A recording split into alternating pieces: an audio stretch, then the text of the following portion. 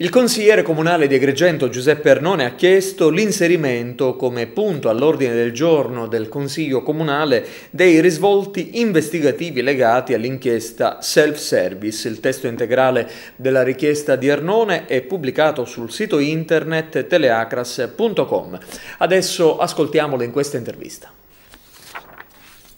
Ma a me pare semplicemente scandaloso che sia la politica formale ed ufficiale, quella del Consiglio Comunale e quella dei deputati, ma anche queste associazioni che vengono fuori, e Polis e compagnia cantando, vivano su un altro pianeta rispetto al dato reale, drammatico, che noi abbiamo innanzi.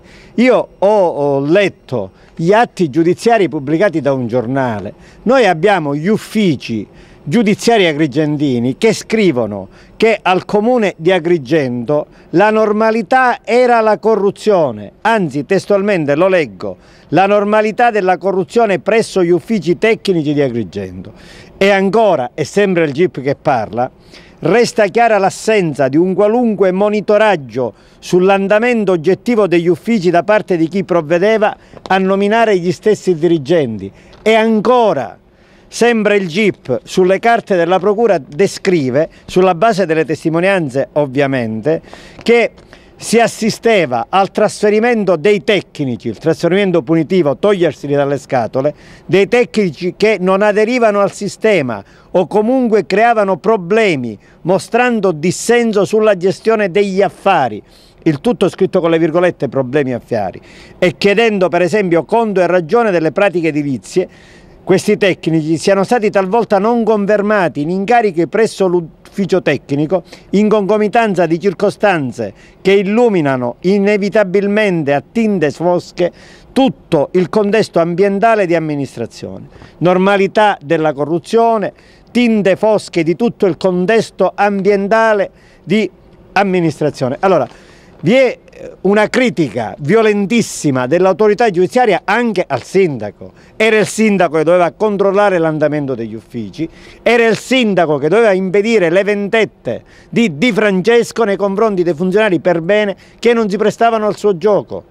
Era il sindaco, ma anche gli altri vertici comunali, gli assessori, il direttore generale, Olimpia Campo. Una serie di queste vicende le aveva monitorate ed eravamo anche pronti a metterci mano.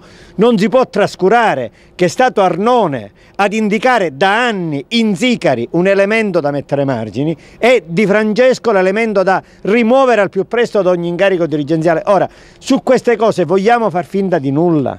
Abbiamo responsabilità politiche enormi dentro la giunta municipale oggi. Io all'epoca con la Campo bloccai la nomina di Calabrese, misi il veto su Calabrese.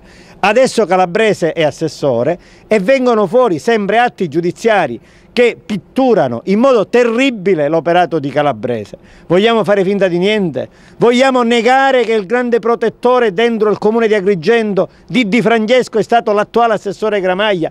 Per quanto mi riguarda, non ho mai amato le famose scimmiette, quelle che non vedevano, non sentivano e non parlavano. Io, per amore di Agrigento e degli agrigentini, ho sempre visto, ho sempre udito e ho sempre parlato. E oggi sfido i miei colleghi consiglieri comunali a fare il loro dovere. Sono stati eletti per amministrare la città, non per fottersi i gettoni di presenza. E oggi chi vuole amministrare Agrigento deve, ripeto il verbo, deve chiedere che il Consiglio Comunale pubblicamente innanzi alla città si occupi di tutte queste questioni, come veniva amministrato l'ufficio urbanistica del Comune di Agrigento. Concludo. Ieri ho sollevato altre due questioni enormi, dietro le quali probabilmente vi sono tangenti. Invito chiunque abbia il collegamento internet ad andare a vedere sul sito del Comune di Agrigento cosa preveda il piano regolatore. È sul sito il piano regolatore, nella zona di via Emporium Massarleone.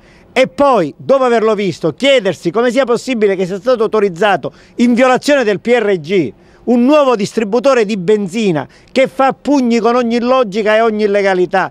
Questa è la città di Agrigento che occorre rivoltare come un calzino oggi.